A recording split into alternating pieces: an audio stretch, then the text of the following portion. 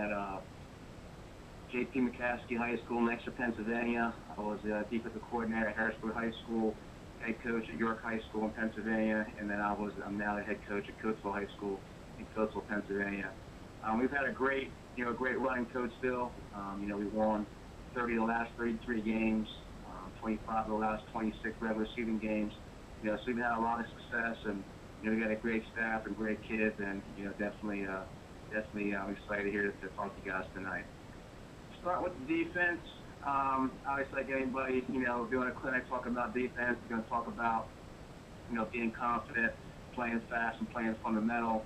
I think one of the things, that we've really, hung our hat on the last couple of years is, obviously, to make sure we're fundamentally sound. Our kids know where to line up. They know the defense. We're definitely not one of those type of teams that's going to play plays or, we're going to sit there and, draw blitzes each week to stop, what the opponent's going to do. We're always going to start with our base defense and then, work from there and obviously game plan some things, but we're going to make sure we're very good at our base. Again, like I said, defensive philosophy, obviously play very sound. We're not going to, scheme people up week to week. I've done that in the past, but I think the biggest thing I've learned here at Coatesville, with the staff that I have and the success we had, in the past here, definitely, being sound, being fundamental, and making sure that pursuit to the ball is our goals. We're playing very, very consistent on that side of the ball. I think one of the biggest things, again, is pursuit, and I wish, we were able to show, some video clips here, but I know, this webinar system here is a little tough to show the video, but I really feel like we do some things in practice that really makes us, be very strong, running to the football and pursuit. And it's one of the things that we can talk about at the end, and I can try and go into it and try and explain to you guys, what we do each and every day that makes us good when it comes to our pursuit. So obviously, I think these are the main things for us, the system where we're going to make sure we're aligned, pre-snap. I think it's the biggest thing, and I'm going to get in this later. We are very, very big on alignment. I think we spend more time than anybody in terms of just making sure we go through every formation that our offense goes through, and we're going to align and make sure we're aligned to every formation that team's shown. And we'll even work on formations that we may not even see, like some trades, some unbounds, and we'll even work on that during a week if we know the team doesn't do it, because we want to make sure and train our guys and make sure we're very sound in terms of alignment. So we really hang our hat on that, as a defense. Obviously, stance, I don't think you can never overcoach stance. I think it's one of the things that, we have morning workouts today, and, I think it's the biggest thing with the stance is, again, I don't think you can ever overcoach it. I think it's something that you got to really hammer to your kids.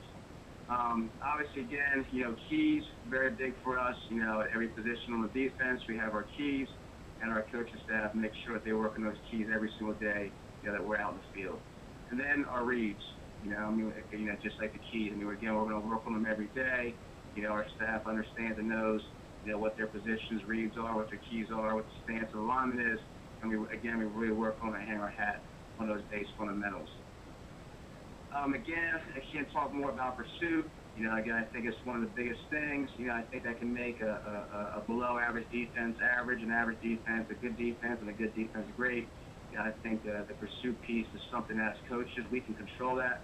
Whether we're fast or whether we're slow, it doesn't really matter. I think as a staff, it's something that we control, and we can definitely make our guys, pack hunters if we work at it and make sure, they believe in that philosophy. All right, again, relentless pursuit. That's what I'm talking about. Obviously the big thing in practice, we'll have the first whistle, when, we stop the ball carrier and we make sure 11 has to get to the ball. Again, at the end, I can give you guys a little drill that I know we work on, that helps in this, and it helps break it up, break the field in half. It allows you guys to coach, each of your positions, slow it down for the kids to get a lot of reps in. And I can go over that drill that we do every single day in terms of pursuit. I think this is the big thing here. We have this philosophy of the defense, WID, and when in doubt, we're going to make sure we can play a base defense. Again, I keep going back to the fact that we don't play plays or we don't scheme things up and change defensively each week. We're going to run our defense. We feel like we have answers, to most things that we're going to see in the game. And, but we're going to make sure we're always sound and we're going to play, great base defense. And, our kids believe in that, and years past, when I was a young coach, and there's some things about, big games, a big play, kids are going to come to the sideline, coach, can we blitz, can we bring six, can we pressure, our kids, the last 6 years, when we're in a big play, there's a big play coming up, or we're in a big game, our kids say, let's play base, because they believe in that philosophy, and they're very confident in it. And I think, again, that's what's made us very consistent and very sound defense the last couple of years. Obviously, again, like the pursuit, we're going to make sure, we're great tacklers. We're going to do the tackling drills, week in, week out. And, we're also going to make sure we understand and know our leverage. Again, we work on it all the time. And I think one of the biggest things that being a team that hangs your hat on base, it allows you to, again, not trying to scheme and put things week to week. You have more time during the week to making sure you're working on your fundamentals rather than trying to change the defense up this week and give new fronts and give new coverages, and you're spending all your time on those things. But at the end of the day, you better be good fundamentally. You better be good at technique. And by being good at base, it frees up that time during the week to make sure you're always going to be working on your fundamentals because, your defense is not changing week to week. You're going to make small tweaks here and there like any team does. But again, I think it allows you to have time and practice to make sure you're good at those fundamentals. So we're going to start from here. This is our base defense. We're always going to play our 7 technique to the tight end side. We're a tight end strength team. So the strength of the formation will be based off of the tight end. If there's no tight end, it's going to be based off of if the even formation and the ball, in the middle of the field, we're going to base it on the quarterback's right hand. If the formation, is a 3-by-1 or 2-by-1, obviously we're going to call it strength to the 2-receiver side or 3-receiver side. But primarily when the tight end's in the game, our strength is going to be to the tight end. So we'll play a 7 technique to the strength.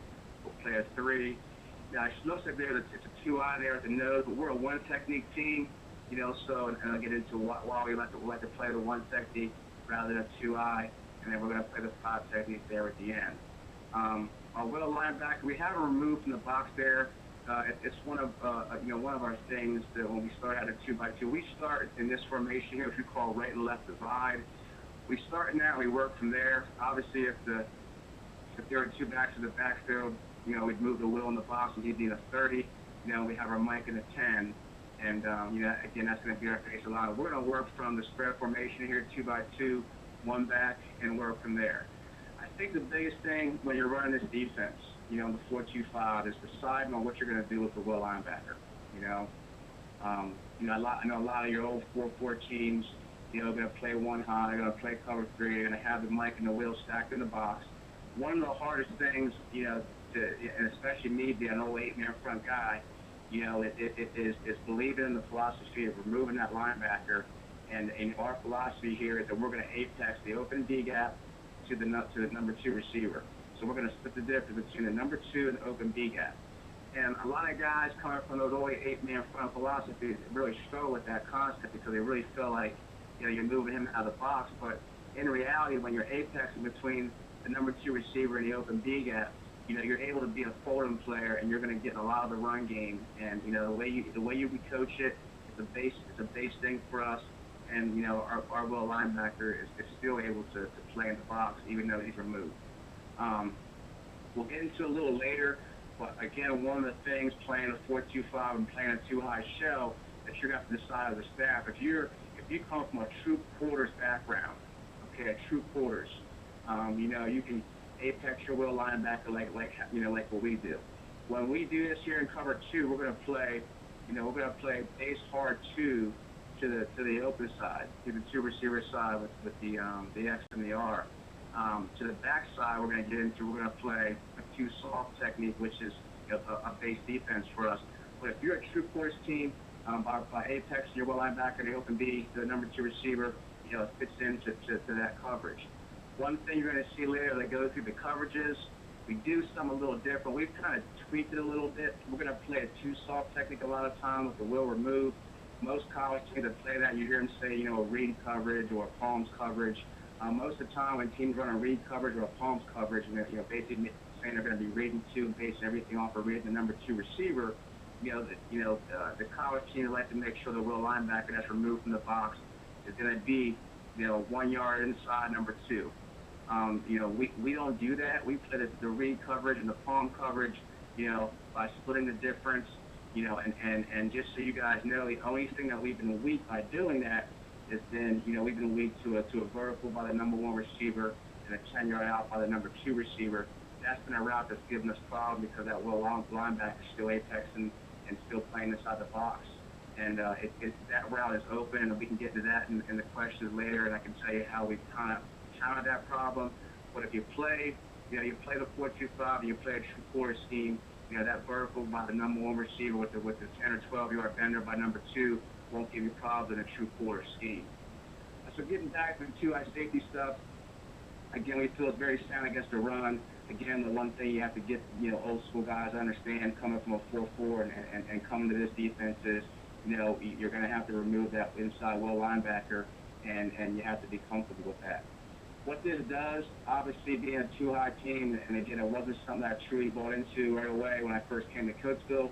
I was a one-high guy, again, going back, an 8-man front, it allows for a lot of flexibility. So from this shell here, we'll play some 3D, 300 stuff with our pressure. We'll play some man-free blitz, and then we'll drop 8 at times, and then, we'll do some other things there. So again, it's been really good to us, and I can go through and go, some things here for you guys, and then open up a question at the end for those guys that have, questions about it. Moving on, our base run fits, any normal 4-4 defense. Our Mike linebacker, obviously the A-gap player, flow strong to him. Obviously the inside out, flow wide. And our linebackers coach does a great job with his reading key with his linebackers. And obviously too, right here, when I was playing this scheme here, when we get flow weak away from the Mike, obviously the Mike's going to work over top the nose. We're going to get him in the box there, get him to the weak side. We really feel good about that with 4 guys to the weak side. Our Sam linebacker, we tweak him here and there. I guess one of those game plan things where, from day one we like to start him 2x4 off of a tight end. Obviously if they have a great receiver this week and we're not really worried about the tight end, we might widen them out and get them closer to the drop of the Z. There's sometimes if they're a heavy run team, we can move them up tighter. Sometimes we've had them 1x1 on the tight end. I think that's one of the nice things about playing this defense. You can tweak some things here and there week to week. Definitely a stand linebacker where you align him is one of those things that you can, tweak from week to week, and depending on what kind of defense and what kind of offense you're going to see that week. But the will linebacker, I know we mentioned earlier where I said it looked like we play him in a 2-out, but we were playing a 1 technique. We like doing that because a lot of times we see 2-back type offenses. Our hatchet, I'll show you guys later, our hatchet in a 2x1 set, our backside, weak side safety is going to be down in the box, where we call a true old school robber team versus any type of 2-back offense. And I think that's one of the things that's been really good to us. Again, being a 4-2-5 team starting from a 2-high shell, understand one thing, when we get 2 backs, we're going to be old school, robber, we're going to have 9 in the box. But by doing that, what we do by playing a 1 technique and having the will back in the box, when we get to that, is we're going to get that will linebacker to the front side, of a run play to the tight end side. We feel like if we play a 2-eye at times with the nose, sometimes that combo block there between the guard and the center can work up to the will and he can get cut off. We like putting that 1 technique on that center, so when we get, most of your run game to the tight end side, we're going to gain that will linebacker as a free hat in the run game. So that's our base fits, with the linebackers. Again, if you have any questions on that at the end, you can ask that, when we get that at the end of the webinar. So there you go. There's your base fits, for the Mike linebacker. And again, we're going to work on that, each week with the inside flow strong, wide flow strong, and then inside flow weak, and then we can get our inside, our wide flow weak and work that track for the Mike linebacker too. For our Sam linebacker, we're going to be obviously reading the tight end, reading number 2. We're looking for that down block of the tight end on the 7 technique. We're also going to look for him releasing Arkin while he's going to block him and trying to reach him. We're definitely going to work those techniques, or whether he's going to arc and release and get out in the route. Obviously those are the reads that you got to work on. Like any 4-4 defense, that's definitely the thing that you got to work on with the stand linebacker. And then a will linebacker, obviously, this fits there. And again, I think this is the one thing as a linebacker coach, you got to understand that the will, his job is a little different in terms of fitting the run game, because he's got to fit the run game when he's in the box, when he's in his 30 technique, when he gets flow wide, strong, flow inside, strong, flow inside, weak, and flow wide, weak. He's got to play those fits when he's in the box. But then he's also got to play those fits when he's removed from the box and he's apexing that open B gap to the number 2 receiver. And that's a little bit different for him, because he's going to have his run fits from more being in space, and he's a guy that you're definitely going to have to work on some different things, because he is sometimes going to be removed from the box. Secondary fits, obviously our corners play outside leverage a lot of times. We have gotten into some match coverage this year. We really like that. It's one of our new things. That we'll be playing some inside leverage versus match. We'll be playing some inside leverage and cover 3. But when we're in our 2-high shell, our corners are always going to be sitting from the outside, so they're force players. And I think it's definitely been great to us. Again, I get into later about our coverage, our soft coverage that we play, which is a base coverage for us. We really feel like we're in great position to play. 4 verse, we feel like we're in great position to play. Bubble, I know most of you guys know in the high school game, that's a big part of the high school passing game. Obviously, our safeties, they're alley players. Again, 2-high scheme. I think the one thing that you have to talk to with your guys when you're playing the alley is our safeties are always going to make our linebackers right. So sometimes our linebackers are going to get caught inside. If the number 2 receiver comes down and pins them inside, our safety has to make them right. He'll fit outside of them. And then obviously sometimes if the outside line, the will linebacker, gets across the face of the number 2 receiver blocking, now the safety makes him right by filling the seam inside of him. So yes, definitely got to work in those fits with that arc cracking on the W, and giving the different looks with the will working over the top, you got to work inside. If the will gets pinned, you're going to work off of him. Those are definitely things that you got to work and drill your kids, being a 2-high team with those fits. I think one of the things that we do very well, a lot of guys say, okay, I'm going to be working on, our run fits with our front 6, and then, everybody else, we're going to be working 7 on 7, or we're going to work on pass. I tell you what, the one thing that I know, high school football, you better stop the run game. So what we've done as a staff is, we're going to work on our run fits with our corners and our safeties, almost as much as our inside, our front 6. I know, me being the corners coach, I work in our run fits with our corners all the time, and I think sometimes, we overdo it. But if you watch our guys in a game, they're very confident in the run game, and we all know that sometimes corners think all they do is cover out there. To play for us, you better be able to field them against the run. You better be able, to be a part of stopping the run. You can't play for us. So again, coaching point there is we spend a lot of time in the back making sure we fit our run fits with our corners and our safeties. And we make sure it's a major emphasis for those guys, and we don't want them thinking that this is going to be secondary guys, covering against the pass.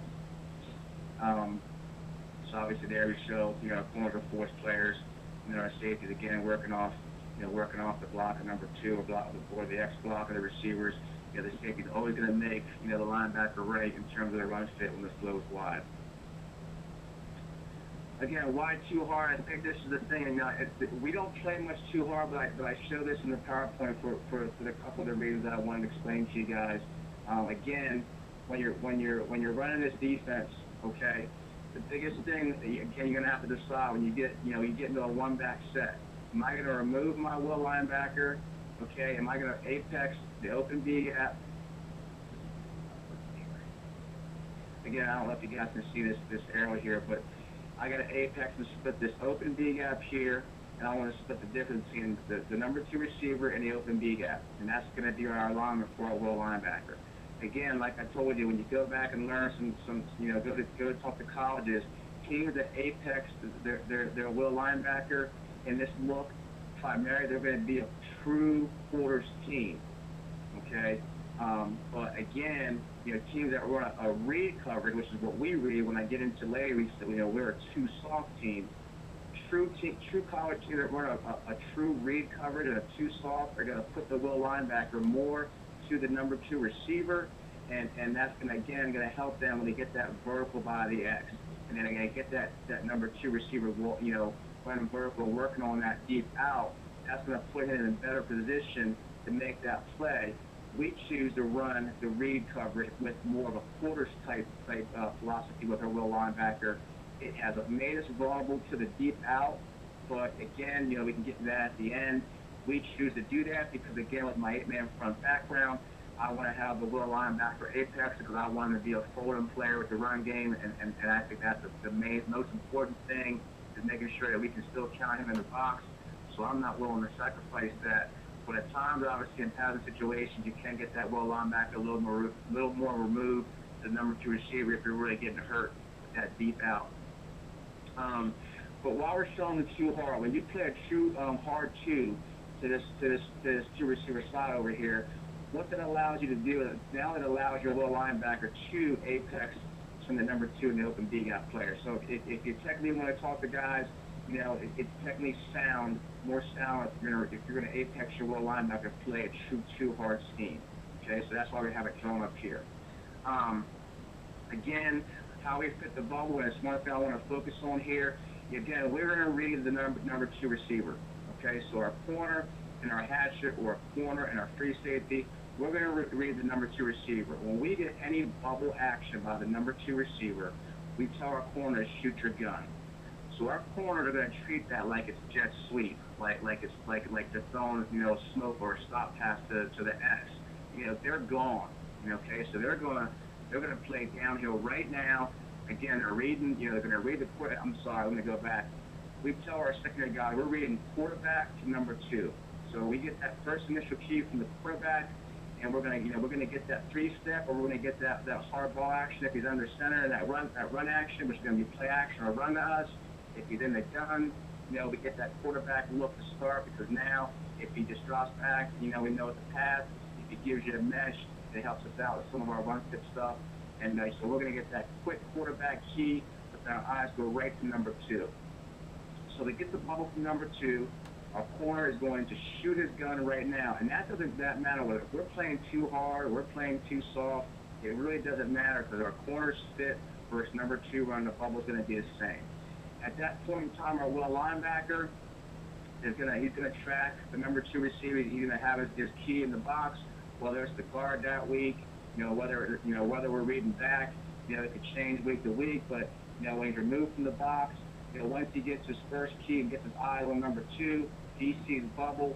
He's going to fit the bubble and chase now, but he's going to chase the bubble, okay, with a little bit of depth until he knows the ball's gone, and then he's going to run inside out with the corner force to the outside, and he fits it up on the inside. What that allows us to do, okay, is our safety is going to be late to the bubble. Since our corner is going to shoot it right now, he's the fourth player now. A will linebacker is going to get his reading key, he's going to get his drop, he's going to track the bubble inside out, he's going to maintain a little bit of depth for those teams who like to run that bubble at number two and the stamp at number one. So he's going to try to hold that corner, that curl window, the slant window for a little bit, and then once he sees the ball going, he's going to track inside fast floor right now. What that does is our safety is going to stay back for any type of bubble and go route. So, that base thing for us, again, I know we show too hard, whether it's too hard or we're playing our too soft, that's going to be our fit versus the bubble. And again, it's been very good to us, and we haven't had many problems versus bubble in the last 6 years. So again, that's pretty much a base scheme here, and we'll get into some more pass fits, versus route combinations here coming up.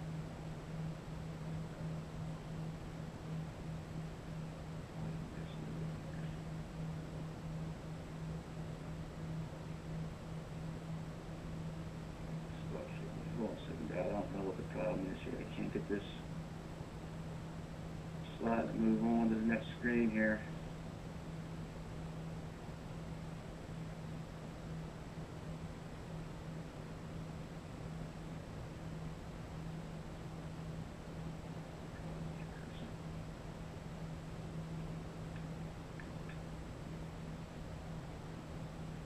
God, I don't know what the problem here is. Can't get to the next screen.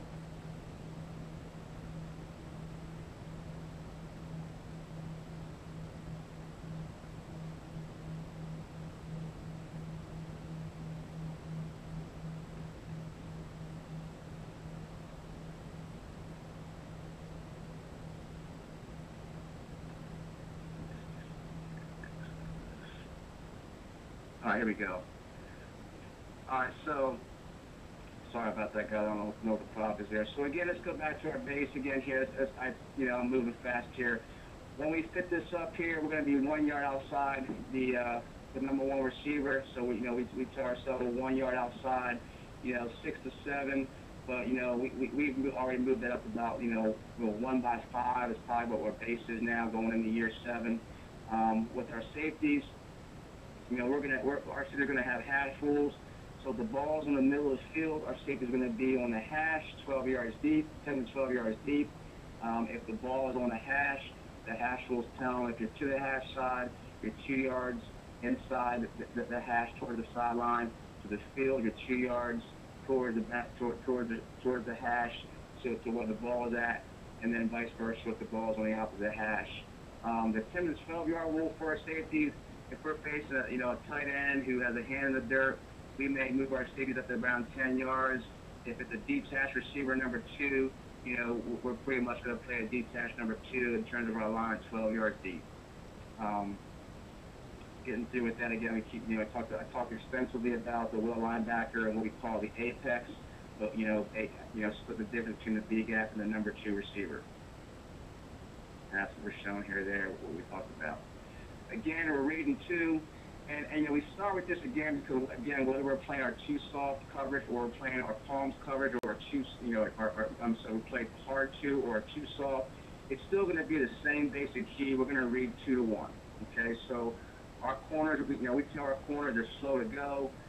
They're going to, obviously again read the quarterback initiate and go to number 2. We're not just going to bail and run out of there. Our corners are going to be slow to go. And they're going to read the number 2 receiver. Safeties are going to do their normal technique. They're going to pedal. We call it a slow pedal when we want to try and again read. We don't want our safeties back pedaling way out of there, and getting too much depth. So we really feel like one of the things that we're moving into and transitioning to in year 7 with our defense is we're trying to find ways to slow our safeties down. And we talked about maybe keeping a base rule at 10 yards to 12. Talked about possibly teaching a scooch technique. We keep going back and forth. We just keep it the same way we've always done it with our safety and have them do a slow pedal. We go back and forth there, but the funny thing is we seem to be making our guys more conscious of the run game, which is why we have our corners really slow at their feet when they read and not bailing out. And again, we're always trying to find ways to slow our safeties down because we feel like the more we slow them down, and the more we get them comfortable with the reads, they're going to make a lot more plays in an immediate passing game and also in the run game. Here we go. Vertical release by number 2 again. So we're going to read number 2. The corner and the hatchet or the free safety, wherever safety area. We're going to read the number 2 receiver. And there's your example there, where the number 2 receiver works vertical. Corner reads in vertical, so the corner is going to sink. The little linebacker is going to wall number 2 because he's getting a vertical by the R. Then the safety is going to play it back, and then there's our fit. We got a 3-on-2 matchup, which we feel very, very comfortable with there against that basic 2-vert concept versus whether we're playing hard 2 or 2 soft, it's still kind of going to be the same fit for us. Then obviously the Mike linebacker, and he'll open to his nearest threat, and he'll carry the middle hook like any base defense there. So now we get an inside release by number 2. Okay, from that point on, the corner's going to read number 2. A base thing for me teaching my corners. Again, read number 2, what that allows my corner to see. 2 goes inside. Now I get my eyes on 1, and then I fit from there. An inside release by number 2 tells my corner that he can play very hard now on number 1. So the reason why I say that is if you get a number 2 receiver inside and a 1 receiver inside, he can play very heavy versus the number 1 receiver that's running the in route. If he sees number 2 going inside, again, it really helps him to just lock on, his number 1 receiver. And then for our safety, that inside release allows him now to get his eyes back out at 1, and we can fit that from there. So there's the in and in call. The little linebacker sees that. He folds it, passes it on to the Mike linebacker, and the safety there will see 2 inside, and now get his eyes on 1, and then you see that natural fit right there. And that corner there is going to squeeze that number 1 receiver, again, because number 2 went inside. So basically a base fit there for our secondary guys. and that's what will happen versus an inside release by number two. Um, Now we're going to see, again, here's our two soft. So our two soft, again, don't get confused here because what I just showed you there, whether we're playing a true Tampa 2 defense or we're playing a true two soft defense, it's still going to be the same reason fit for everybody. And, we're going to make sure, we do it with the same route combination. And not much is going to change between, too hard for us or too soft, for our fits in terms of our secondary guys. While we play too soft, the Sam is a D-gap player, and that allows him to adjust the lineup between the number one receiver and number two. Again, it's one of those things that we change week to week, and we make sure that we, again, we're going to game plan that. If we get a heavy run team, obviously our stand linebacker won't be split the difference. Our stand linebacker is going to play closer to the tight end, and then we're going to. We're going to play that defense. I'm sorry, I got my little son talking to me when I'm talking to you. Sorry about that. But again, the stand linebacker technique is going to change. And like I said, if we face a heavy run team, the stand linebacker will be tighter versus tight end. If we got a great receiver out there, we can obviously widen him out there and play more in the middle, be a little bit in better position to play the underneath three-step stuff. A couple other things too there. I think at times too we have been able to play an under front, and I think by playing the inside technique in the seven, that's definitely going to allow you to play an under front, which I wanted to make sure I mentioned. Like I told you guys, we are going to sometimes do that outside linebacker up in the box, and definitely we like to do that when we're going to play an under front. We also do that too, obviously, if we face wing teams or we face tight end wing teams, we're going to get that stand linebacker all the way up from the line of scrimmage. Again, like I said before, we can base that. We can change to the lineup week to week, and it's definitely one of the things that we do. With the two soft, not much is going to change. Again, it's going to be that 1 yard outside of number one receiver, and we're going to be 5 to 6 deep. I know it's just 6 to 7 deep, but again, we treat that here to be 5 yards for us. I guess I should change that. And then the safety is going to have his normal hash rules. Again, if the ball's in the middle of the field, those kicks are going to be on the hash. The ball on the hash, the safety to that side of the hash will be 2 yards. Inside the hash to the boundary, and the safety to the field will be 2 yards inside the hash. And that's our base rule. I think it's very simple. I think it's very easy for our guys in high school football to make sure that we're aligned with formation. And again, that may change, and there's some things at the end that I can talk to you guys about. The way you play some 3-by-1 stuff, we'll change up those rules, and sometimes we'll base our alignment on receivers. And that's definitely something that I think you have in your arsenal. But from day one in the spring and early in the season, we're going to stay with those hash rules for our safeties. Again, same thing, 10 to 12 yards. If we're facing a tight end that has his hand in the dirt, we tend to let our guys play about 10 yards. Obviously, if it's a deep pass receiver, we want him to be about 12 yards. Again, same as the reads and keys. Not much is going to change. That I showed you before. You get a vertical release by number two. If the tight end here release vertical, that's going to tell the corner here to release vertical. Stay over top number one. If number two, the wide receiver runs across the field, to the other side, the corner will squeeze the number one receiver and he'll hang with that. Safety sees number two go inside. He'll now get eyes outside. We get that natural double team, on the number one receiver. The number one receiver, the wide receiver goes out. We're going to read him. The safety comes over the top and gets his eyes right on number one. And then the corner free fit off of that route combination, whether you're going to get a slant back concept or you're going to get we're going to get an out with a vertical by number one. Wherever you get over there, to allow those guys to fit that up. And as you see there, the great thing about it, we got a 3-on-2 matchup, zone coverage, and that's a pretty good deal to have, 3-on-2 concept for two receivers. Even if the back gets out, that's where your mic comes in the picture because your mic's going to go to the strength. Now you got your 4-on-3 concept of zone coverage. So that's pretty much, our base there. We can get into more cover stuff at the end with this. Okay, so going back, number two receiver here is going out. So now it's going to tell the safety to see one. And,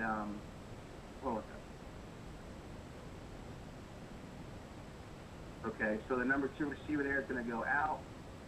That's going to tell the safety there to get an eye to number one. The number two guy goes out. Now it goes right over the top of the piece, right the other, sorry, got the wrong thing here. Go. All right, so again, the Y is going to go out. Corner's going to see that. He's going to squeeze the number one receiver, not get outflanked by number two. Once he feels the safety get over the top there, he'll then go take the out route, and then the safety takes number one. Outside release, vertical release by number two, same concept I showed earlier. Number two guy goes vertical, the corner will sink and play over top number one. And that's a good concept there for you, because now you got two guys over two. And obviously we know we get a one back set when we play a one high stuff. That's not a great look for us, because we can get that four verts climbing on us. But the nice thing about playing two high defense is when we get four verticals, we obviously have four guys over the top of four. And again, that's a good thing here when you're playing the two high defense. Getting into some things that we really evolved to over the years is all the zone cover stuff. This has been very good to us, and I think this is what we're talking about when we talk about base defense. Playing the all zone, what basically the all zone means is we are going to play certain defense, certain alignments, and certain things, the formations. Like I said earlier, we're not going to scheme, plays. But what we are going to scheme is we're going to make sure we're aligned the way we want to be aligned for a certain formation.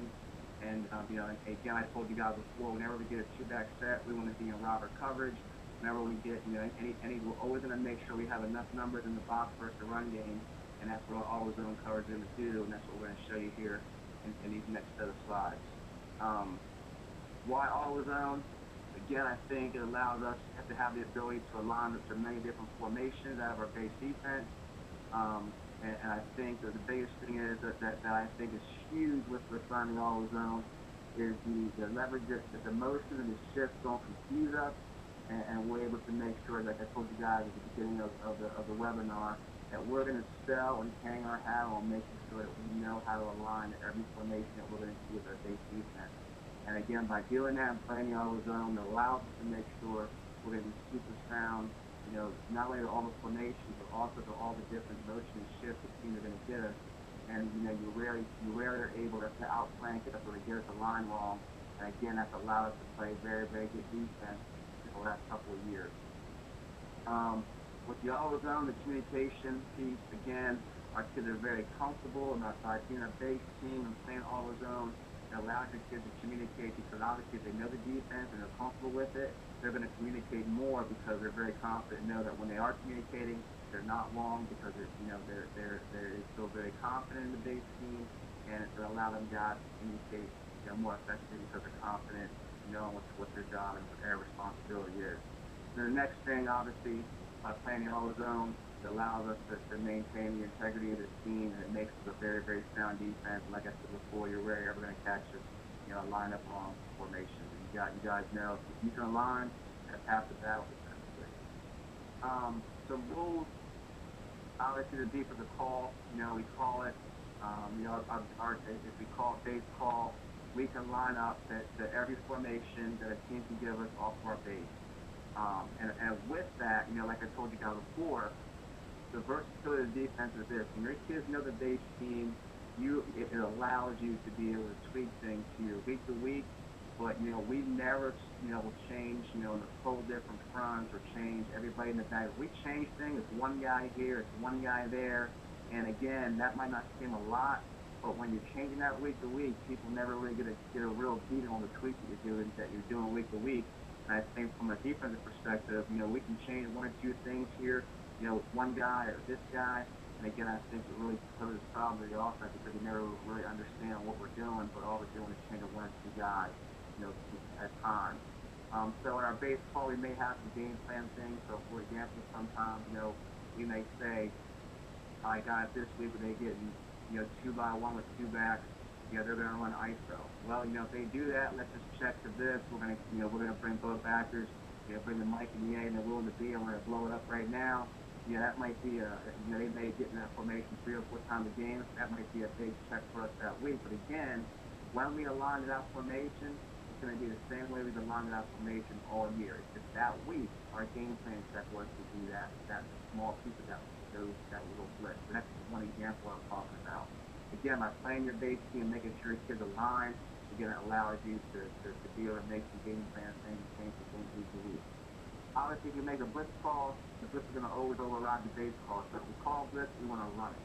All right, so like any defense, I know back in the 8-man front days, some of the file we had was, you run an 8-man front defense, you do all these exotic blitzes. Well, what happens to give you one back? Oh crap, I got to go back and there's got to be a check area. You can't run this blitz. You got to check this blitz, or it's not going to work against this formation.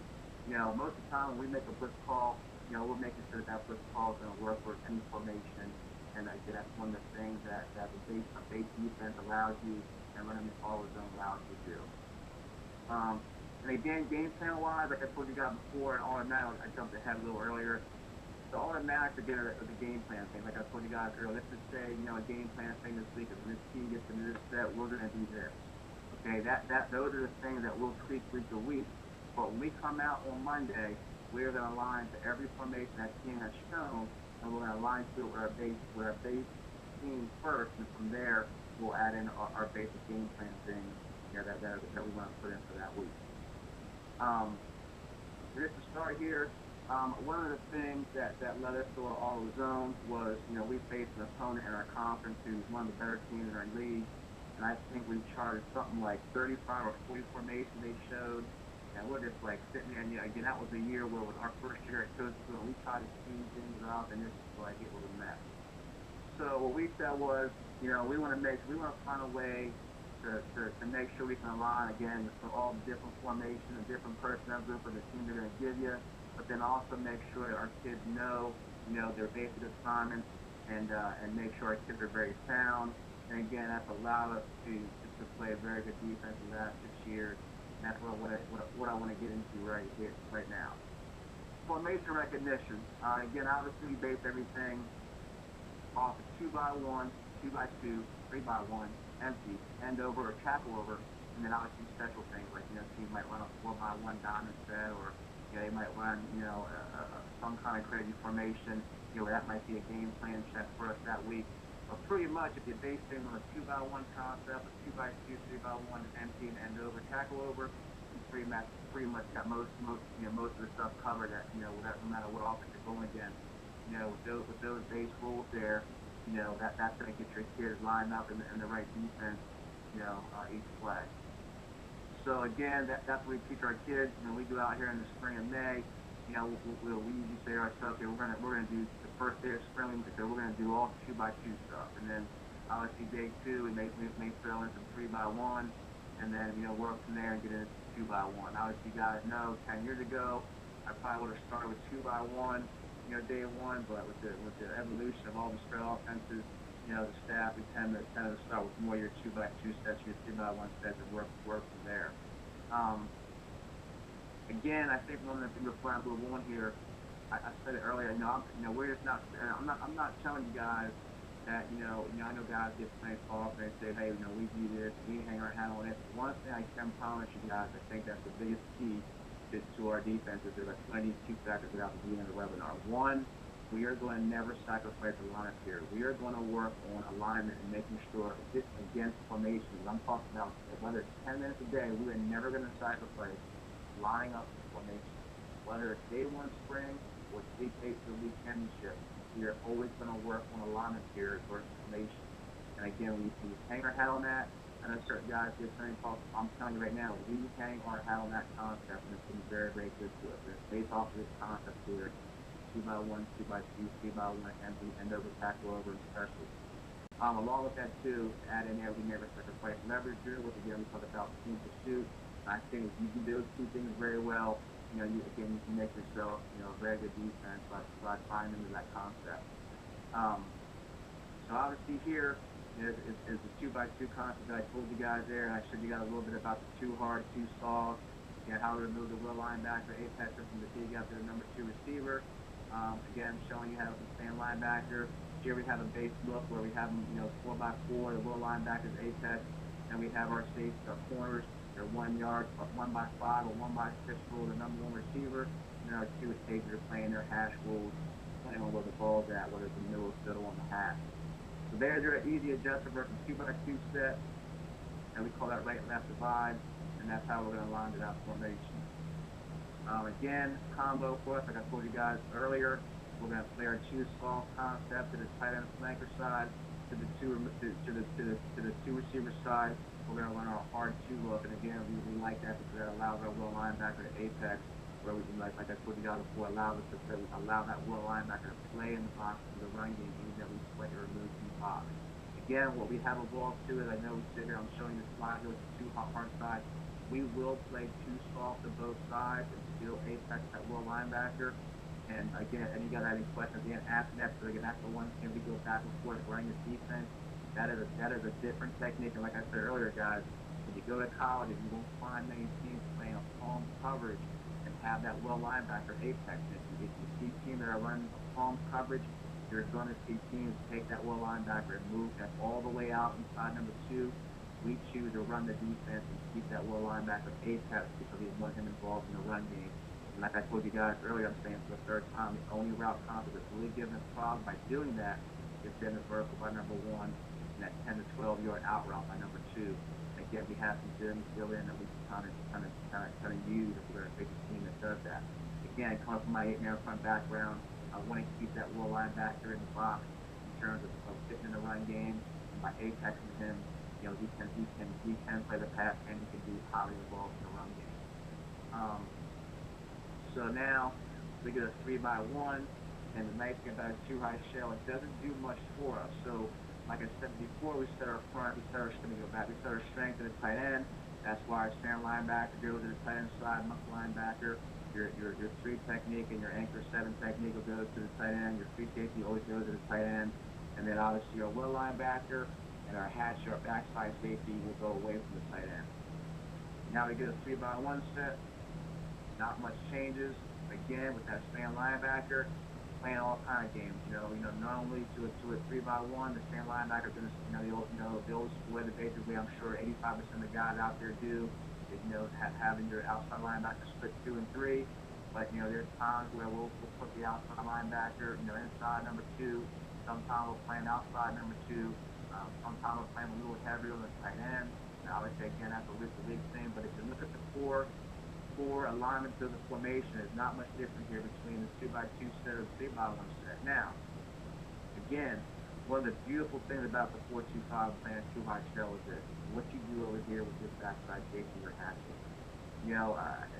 We can go back and forth. I can tell you guys, there are so many things that we've done over the years with the backside safety and the corner, and we obviously know guys go 3-by-1. One to try and get a 3-on-3 coverage to the trip side, take advantage of that. Well, most guys are going to get in the 3-by-1 so they can go over that single receiver. And what that backside safety allows us to do is play so many games, whether you're seeing a team that's going to have a heavy quarterback run game, which you're seeing these days, and if we do that, we're going to tweak some things to the front side, and we're going to allow that backside of hatch to play more in the box, and we can lock that corner up. We can play our normal 2 soft technique. We're going to play our normal technique here, where our safety here now is going to peak the release to number 3 to 1. And what that does is you get those teams that like to run that 4 verticals and get that number 3 guy across the field. That backside of hatch is going to key number 3. If number 3 does anything other than come across the field on the vertical, he will now get his eyes back to number 1, and what you get over there is a natural 2-on-1 guy, single receiver side, which you like to do. But like I said, now you have your corner in his face, so there's your hitches, there's your smokes. And then if they want to run a vertical route, then you get your double team with the corner and the hatchet. And obviously see your will linebackers involved in the pass game too. So basically a lot of times, you got 3-on-1 over there, or definitely 2-on-1, and you can do so many different things.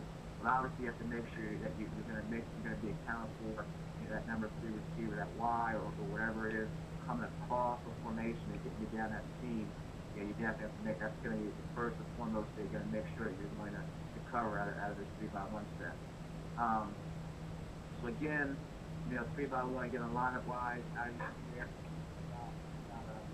not hard for us to line up to a 3-by-1 set to a 2-by-2 set, pretty much the same thing.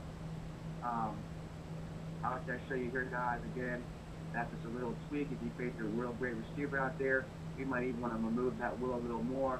But what I'm trying to show you here with the slide is we can do so many things to the single receiver side of a 3-by-1 playing this 2-high stuff and really good situation for you. It's fun sometimes to play different games. And there's some things, again, I'm just showing you guys different things that we've done over the years, back over that single receiver side.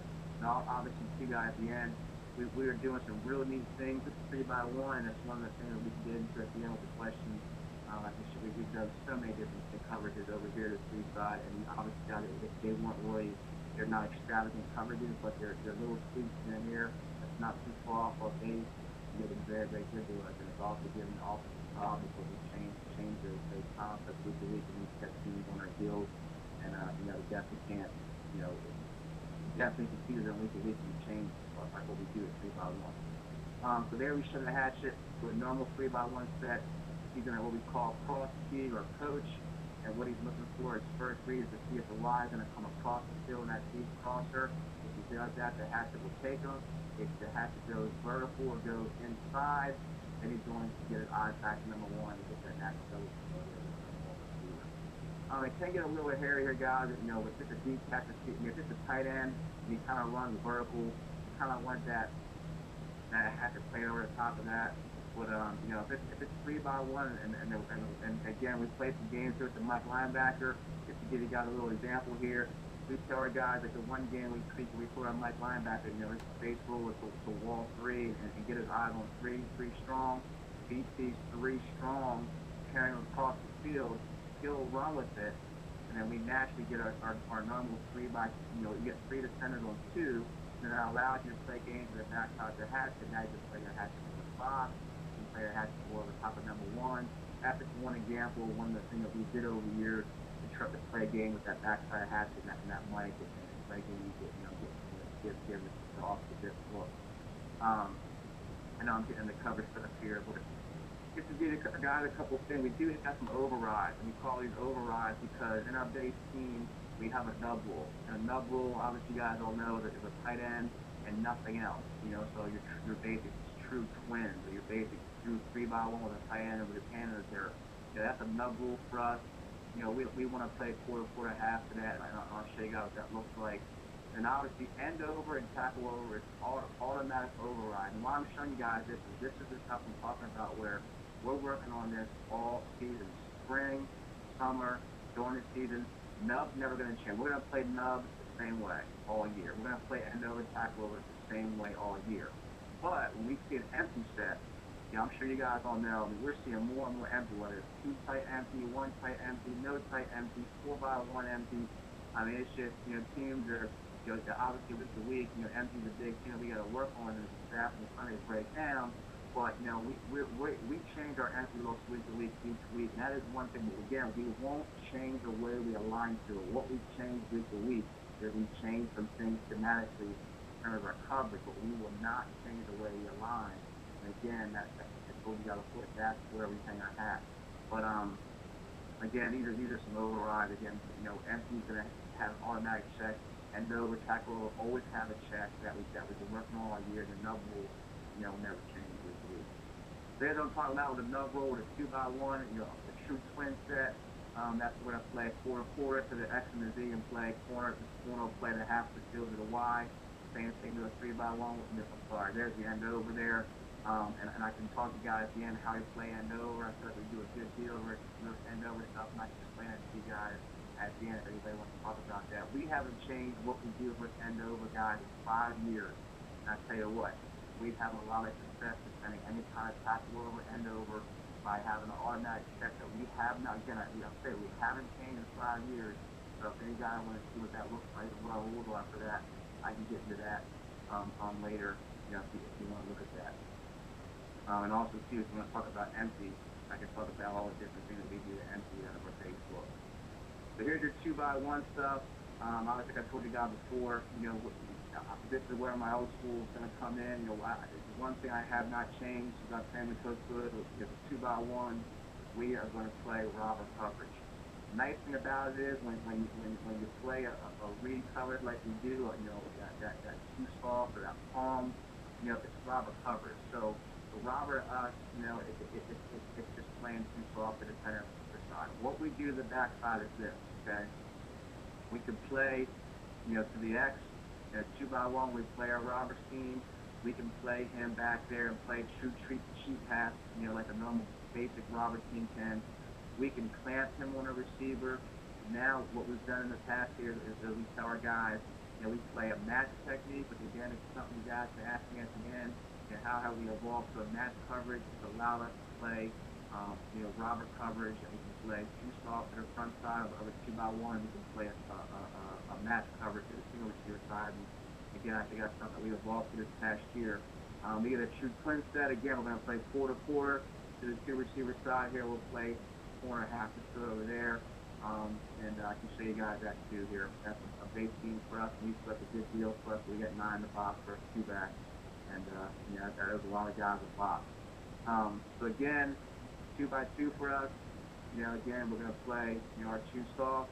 And again, we're going to play, everybody's going to line up the way they line up, a 7 technique, a 3, a 1, a 5. The little linebacker's going to be apex, number 2. The Mike linebacker's playing a 10. Corners outside, corners are both outside 1. In this case, we have their hash rules.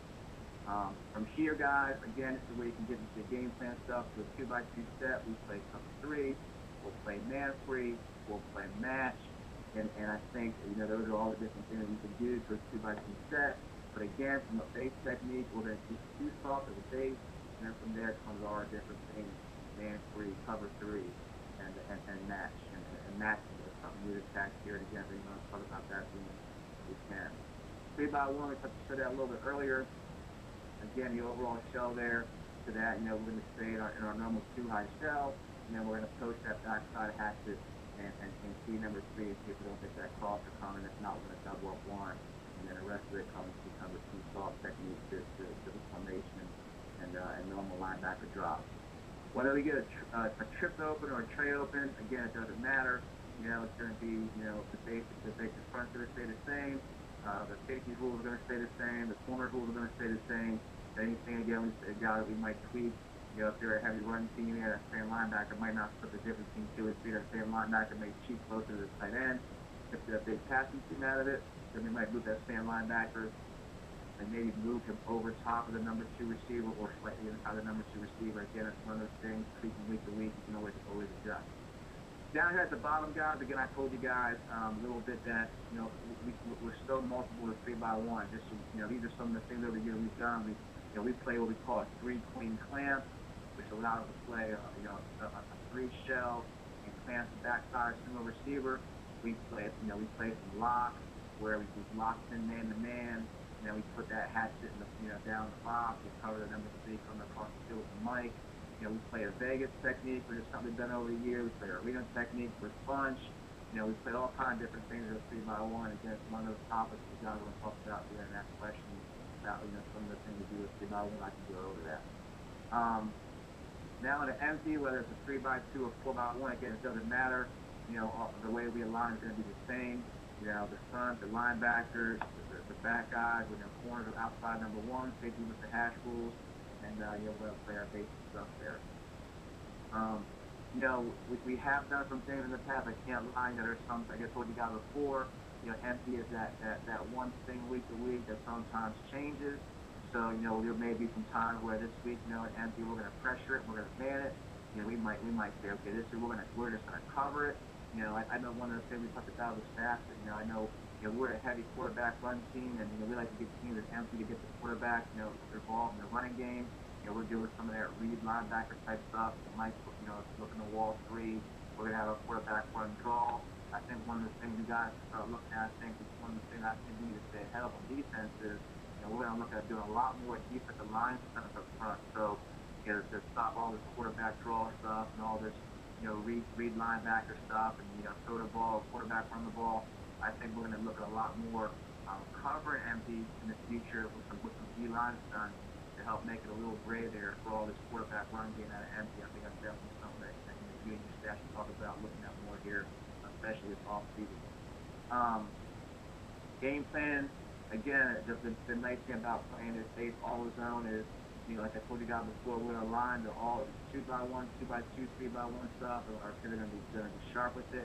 But what it allows us to do is allow us again to game plan and tweak 1 or 2 guys week to week based off of formation, based off of certain personnel, based off of down and distance, or certain situation of the game. And because our kids are so confident in lining up, it allows us to be very multiple in terms of the game plan things week to week. It allows us to have those automatic blitz calls.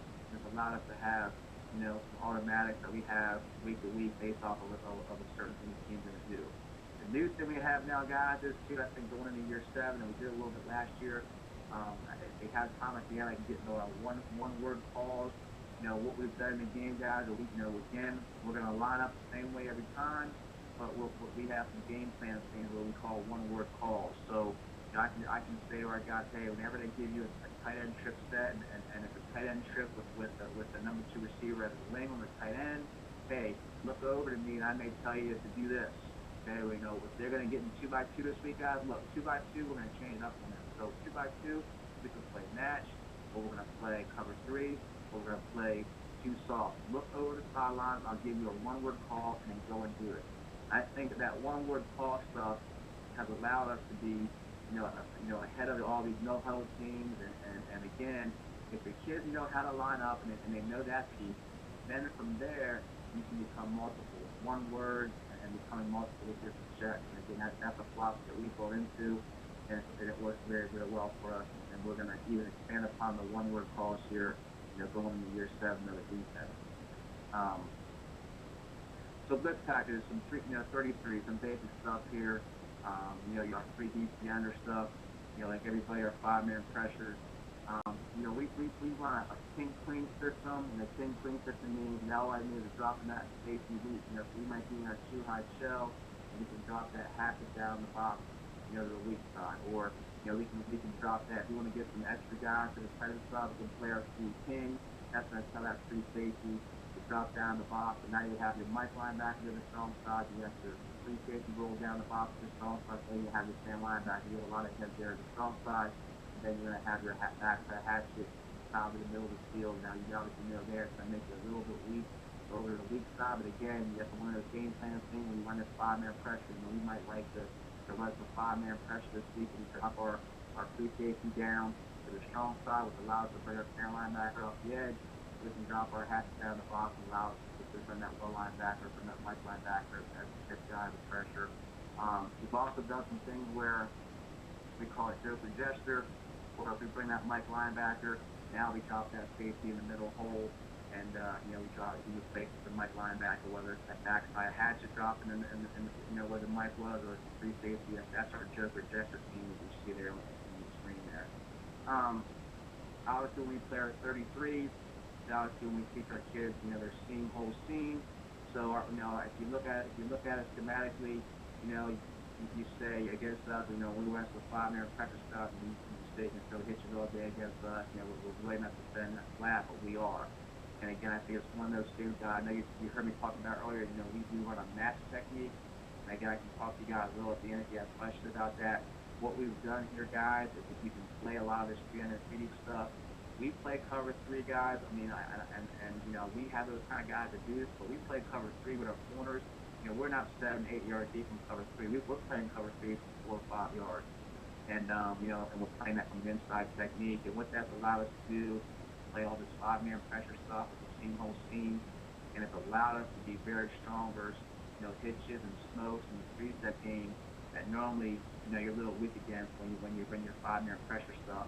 And by doing that, guys, it's allowed us to be very, very sound versus everything.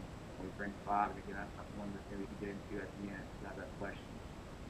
Another thing, playing the 2-high scheme, like I told you guys before, we're dropping hatchet weak. We're dropping the 3 safety strong. We're dropping the hatchet weak in the middle of the hole. We're dropping the 3 safety from the strong side to the middle of the hole. So we're getting you that 2-high shell, and we're just changing it up. We're giving you all kinds of different looks for 5-man pressure. It's a good deal. We've been talking about here going into year 7. Doing some trap stuff, or bringing our corner now in, or Sigma's playing over the top and playing that corner's normal third. 3 safety the field playing his middle third, the back in the front side corner playing cover 3. That's one of the things we're talking about this year.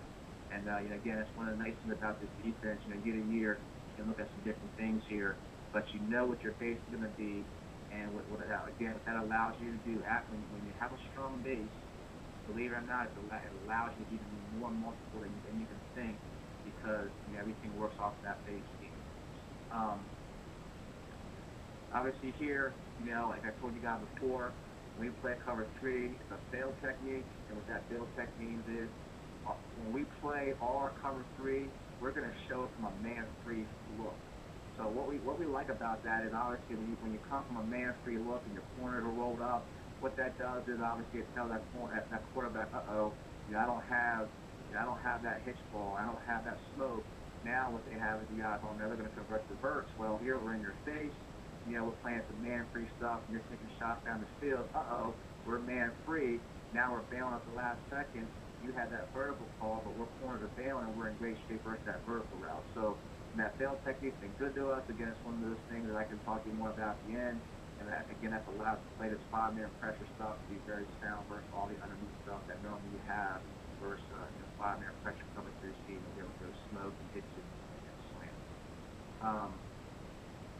Obviously, here I told you guys, we're seam whole seam, so we're making sure that our linebackers know, to help us out. We tell our linebackers that have the seam, we're obviously very weak versus 4 verts, so we're running cover 3.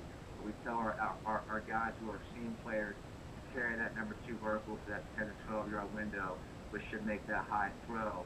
And along with that, we have our corners midpoint 1 and 2. So by midpoint 1 and 2 on 4 verts, and having your guys who are your seam players carrying 10 to 12 yards, and having your free safety in the middle of the field, pretty much, there's not much there in terms of windows to throw the vertical ball.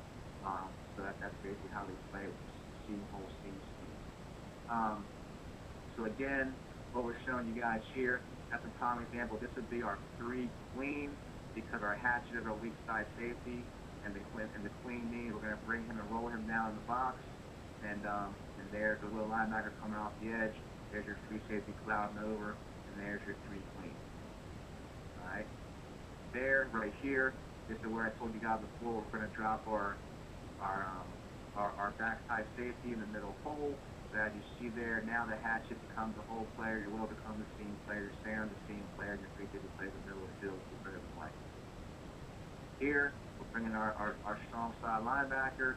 This is our king. So now the king's telling the free safety to the strong side. Now he's rolling down the box. There's the stand linebacker replacing him. There's your now your free safety becomes your seam player. Your Mike your hole, your will, your seam, and your backside safety now becomes your third player. Basic stuff here, guys. What I was telling you guys before, what we're looking at possibly this year is from this look here, the too high stuff, it maybe trapping that corner, bringing a corner blitz, and having that safety instead of rolling down the box, that safety will roll over the top, play a third. The safety plays a middle third. And that's definitely one of the things we're looking at this coming year. Our man-free stuff, again, man-free has been very good to us, the last couple of years, and definitely something that we hang our hat on.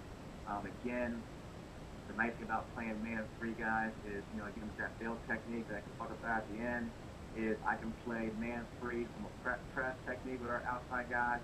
I can play man-free from a press look and bail, and from that look, I can be in cover 3, I can be in man-free, I can be in press, I can be in match, and it's allowed us, again, to be very, very multiple versus 2x2 set. But this man-free stuff has obviously been very good to us. Now we can bring up 5 and 6-man pressure stuff.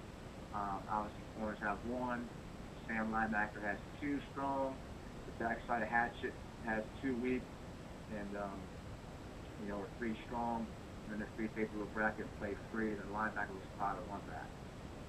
It's allowed us to run some double edge stuff, some single edge stuff, and allowed us to also run some combo blitzes. And again, that has been very good to us over the years. So obviously, it's basic stuff for guys. This is what I'm talking about. We'll play our cover 3 look, and I'm glad I see it slides up here. But we'll play. It's a shame we don't have film here. We have film on all this stuff, but playing this man-free, we're gonna show this look right here, whether we're playing man-free, whether we're playing cover 3. So like we said before, in our base coverage, we'll show you that too soft. So from our too soft, we can play too soft, we can play too hard, we can roll the safety down, play robber, play to the 2x1 set. We can play 3 clean, 3 king, 3 joker, 3 jester. But then from this look here, you can't tell whether we're in cover 3 or man-free because we're always going to come out this look right here. So again, what I was saying, you guys about the one-word call, we can say, guys, look, this week we're gonna check what we're gonna play the 2x2 this week from a one high set. Look to the sidelines. I'm gonna give you the call. So I would do that again. If we're gonna play one high 2x2 set, we're doing that because they're gonna be a heavy quarterback run zone read team. If we face that kind of team, we're gonna be in this look right here. If we face a spread team, a 2x2 team that likes to throw the football, obviously won't be as much in the one high stuff. The 2x2 will be in our two high stuff, versus passing team and spread. But again, looking at it here, we're playing man free out one top one. You said the same linebacker has two, backside safety has two, and then the Will and the Mike linebacker here will play off of the back here with one on the comment and one half in the back. Or sometimes we call a mug technique, where we might bring both linebackers and our D linemen are going to spy the backs with both ends. If they're running a normal slip screen with the tailback, we'll have our ends check the back. And if the back doesn't come, then the end will add to the blitz. The back flares out with any kind of screen, the end will go with them, and that allows us to bring both those backers and play man free. There's so many things that you can do there, and we can just one of those things to talk about here. So we've done a lot of different things over the years. Obviously, there's your basic concept there. And then we have our zero pressures. Our zero pressures obviously allow us to bring six-man pressure, play all kinds of different games. Now, all that does is here, guys, is the corner has one, the free has two strong, the hatcher has two weak. And then what we'll do here is, we have to lock, we'll lock the linebacker on the back, and obviously we'll bring six guys. And one thing, guys, we won't be one of those teams that's going to bring all this pressure. We're always going to have the back assigned to something. We're going to have one of our guys assigned to the back, whether it's our linebackers, whether it's safety, whether it's D linemen. We're always going to have somebody assigned to that back. That's one thing that we don't sacrifice in our pressure scheme. And but again, here you got your corner on one, got your hatcher on two. Now in the zero coverage, so the stand linebacker being on two. Now the 350 becomes too strong, so you're bringing the stand linebacker on a blitz, and then out the quarter has one. So there's your normal bit versus a zero coverage there.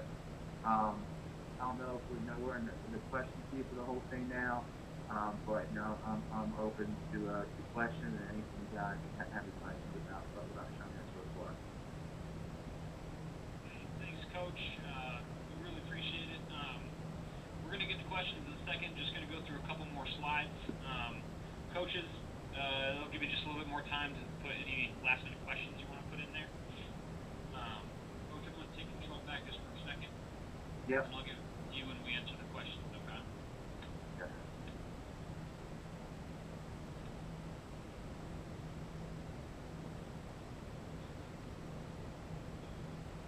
Prepare, execute, and dominate. Start your free 30-day trial today and upload it and break down unlimited game video, create tendency reports, telestrate, create highlights, and more with Hudl. Hudl's newest features are available now under the Coaching Tools tab on your account. For $199 per year, Closer Complete Playbook online and prepare weekly with practice scripts. These new features are available free until your next invoice is due. Take your video anywhere with Hudl's free mobile apps on iOS, Android, and Windows devices. In addition to your full library, check out the new Tag a Game feature to complete 10 breakdown columns in real time during the game. Hudl's mobile apps are available for coaches and players. You're one team meeting away from having Hudl for free. Check out Hudl's newest and easiest ways to raise money without leaving your computer at hudl.com/campaigns or under your Manage tab on your Hudl account. Campaigns build awareness for your team's cause with a custom page to give your fans a chance to contribute money instantly.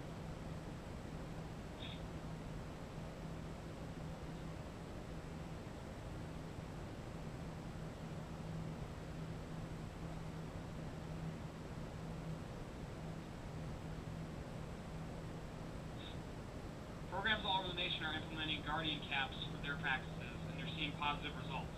Helmets are built for the big hit, but the Guardian caps are designed to reduce the impact of all the smaller day-to-day blows to the heads, bodies, knees, and hands of your interior guys. Your linemen, your linebackers, your fullback, teach technique and coach out the contact where you can. The use guardian caps for the incidental blows that will happen on the inside. Since 1968, football coaches have trained youth, high school, college, and professional champions by making Rogers Athletic football training sleds and dummies an important part of their practices. Football practice drills on Rogers equipment help coaches teach players fundamentals. By limiting the amount of live contact, you give your athletes the confidence to practice with game day aggressiveness. We also supply all your football field equipment, from goalposts to chain crew sets, to give your stadium a professional look. If you are a youth coach, check out our online youth football training equipment at RogersAthletic.com. Today's game day experience, the need for wireless has expanded beyond the sidelines. Understanding the types of wireless technologies being deployed in your stadium is key to ensuring a successful sideline experience. Whether it's fan Wi-Fi, cell towers, or referee communications, Coach Comm's headsets products offer proven solutions that coexist with the crowded and ever-changing wireless environment on game day.